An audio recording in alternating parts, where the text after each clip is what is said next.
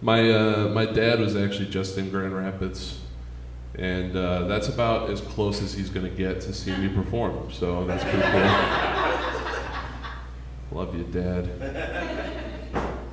He's an interesting character. It's funny, like anytime he's in public with my mom, if she like tries to show him any sort of affection, he starts yelling at her. It's like, I get it, you're a man of God, but like, please God, don't tempt me with my wife. All right, superstar. You know, it's like it was funny, you know, like we're Catholic Democrats, kind of an oxymoron, but they're just, you know, very, very conservative people. I didn't get the sex talk. I got the please stop watching porn on the home computer talk, which is even funnier now. Just thinking back, because he wouldn't look me in the eyes. And now I know why. It's because I found out like a month ago that my dad was the one that crashed the home computer by watching porn. I was like, fucking sick, Dad. I'm telling everyone I know. That's great, man. I love that shit. Oh, man. They were growing up, it was kind of like, are you guys gonna get divorced? Our entire childhood. Like, do you guys like each other even? And my mom's like, yeah, we'll never show you any sort of affection. I was like, oh, that's fine. That's cool. He's told me I love you 2 times in my life. And I guarantee you his dad would call him a pussy for that. That's the kind of family I come from. I feel like there's 2 kinds of people. It's like people that never ever want to catch their parents having sex. I call them the healthy ones. And then there's me. I'm like, I kind of want it to happen just once. Just so I know that it happened, you know? There's only 3 burdens of proof, and those are me and my brothers. Like, that's all the affection was put into us. No wonder we were all like 9-pound babies. Like, that's all he had.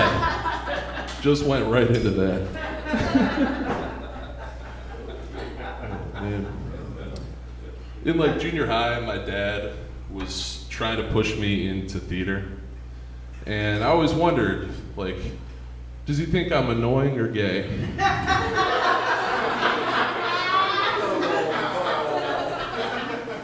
Am I wrong? Am I fucking wrong? Like, come on. I played football. Like, he had to have some. It was definitely one of those 2. And until I actually did theater, and I was like, oh shit, my dad's just a bro. There were 50 girls and like 10 guys.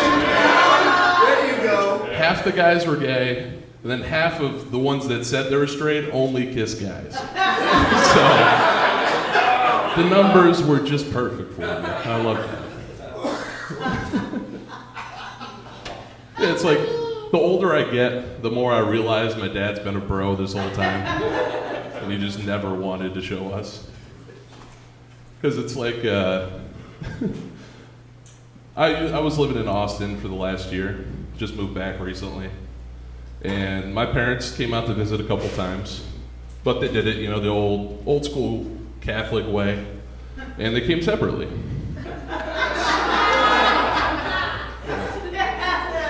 Months apart even. They needed that gap, you know?